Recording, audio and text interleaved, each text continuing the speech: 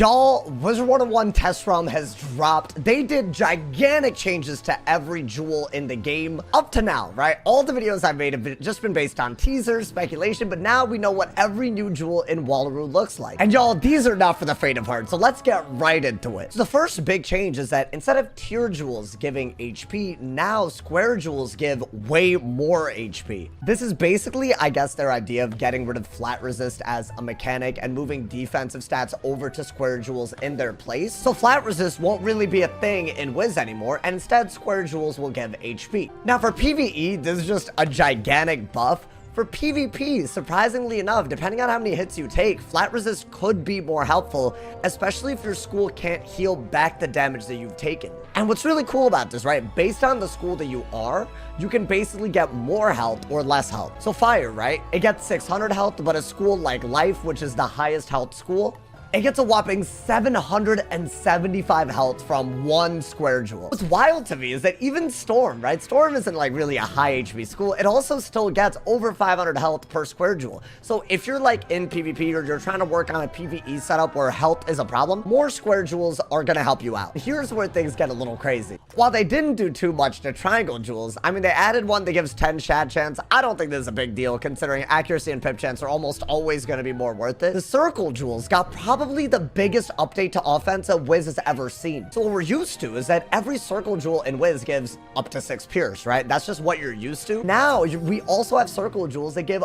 up to 10% damage for each school. What I find a little odd about this, right? The health jewels, they seem to vary based on the fact that, you know, you were a certain school wearing that health jewel. But these, they're not only are they not school locked, they're all 10%. Meaning, right, like let's say that you're working on a dual school setup, you can just easily get 10 extra damage for the school that you're secondary to. And let's say I'm a Storm main and I'm missing damage, well, it's as simple as a circle jewel away to get 10 extra damage. In PvE, these are gonna literally take over. I assume that there's some sort of damage cap.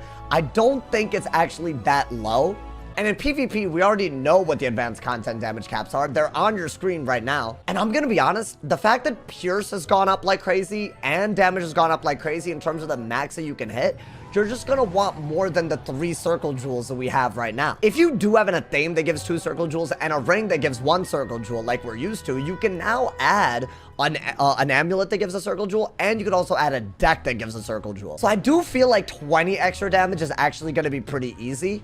What I don't think will be as easy is getting, like, you know, that dual school damage that you want, if you want that. So the big new upgrades, I would say, the ones to look out for anyways, are the health jewels on squares and the damage jewels on circles. These are like the new things that I feel like everyone's gonna want. Now, is this overpowered? What do I think about this? How is it gonna affect the game? I think that's a more important conversation to have. To me, there's a couple of red flags that I kind of hope get addressed before this goes into live realm. One, I do feel like that there's been a lack of actual, like, you know, taking care of the fact that some wands do give 2 square sockets. And while this one that I have right here is actually clearly much weaker than the Aeon wand, there's actually certain bundle wands, especially for lower damage schools, that can give 2 square sockets and you won't really give up much. The one that comes to mind is the Arbalaster. This gives a ton of universal damage and universal pierce and pip conserve and shads. And the only reason it's not as good as other wands is because the actual value of the damage and the pierce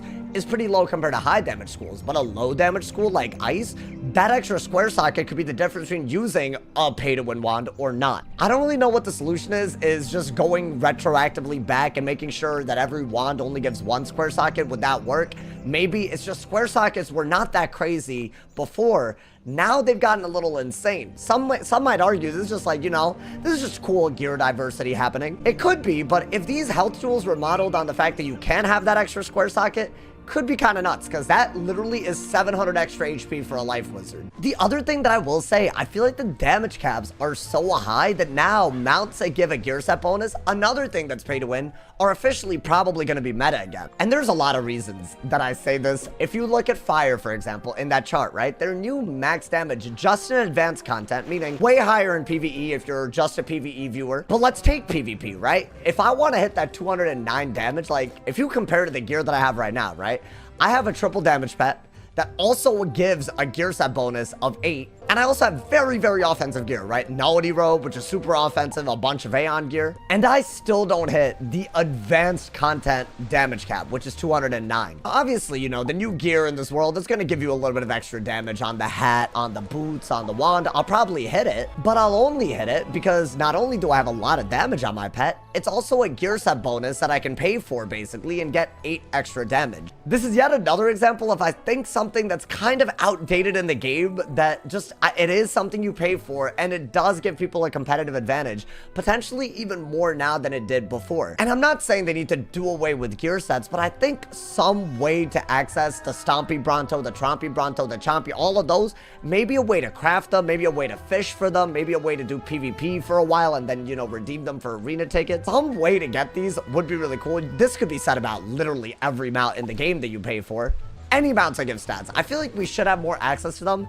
Now that it looks like some mounts, you kind of need them to hit stat caps. I could be wrong, but in PvP, if you really want like decent block, decent resist, well-rounded stats, you're probably gonna need gear set bonuses to really fill in the holes that you can't reach because these stat caps are so generous. The last red flag that I will say is I am not a big fan of this one new square jewel. I've gone through every jewel that they added except for this one. I think this is a little bit whack. I'm just gonna be honest. I think healing is already kind of broken. I don't really see why, when you could literally get extra square sockets by running more defensive sets, you can now also run 8 extra outgoing. Now, the meta has not, like, become a thing yet, right? We don't have a level 170 meta. Will this be broken in level 170 PvP? I extremely doubt it. I just think it's an extra tool to stall with, and that's a problem. I don't think anyone is probably going to run this that's seriously trying to beat their opponent. But if your goal is just to sit on your ass, heal, make your opponent flee, this is a widespread tactic. Unfortunately, extremely popular right now in PvP. If that's what you want to do, why are they given more tools to do it? Kind of whack in my opinion. As far as the pins, they seem like modest increases. Literally every school just gained 1 damage on their punishing pins. The one notable exception is that the fire gained a damage and a pierce on their punishing pins, which is really cool because if you have, like, you know, 5 to 6 sword pins, that's 5 to 6 extra pierce. And if you're dual schooling, pierce is normally the harder stat to get all the way up. I feel like these punishing pins already give a lot of damage. The pierce is a really cool increase. It is worth noting that life and ice punishing pins for those schools, they're not here.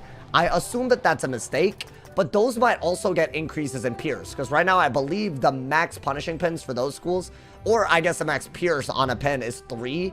3 is low. 4 would be like kind of a cool buff, and I think they're probably gonna get it. I feel like 3 pierce is kind of low for 170. I'd say pretty much every school is getting a decent buff, if not a crazy buff in PvP this meta, and an insane buff in PvE, something we've never seen before. I'd love to hear y'all's opinions on this. I had a few concerns, obviously, but I'd love to see if you guys like this, like, wholeheartedly, if you have some concerns as well. Do you guys think these new jewels are overpowered? I want to know your opinion in the comments. Drop a like if you enjoyed, leave us up if you're new, and as always, if somebody hasn't told you're awesome today, they doing something wrong. I'll see y'all soon, man. Stay awesome, and yeah.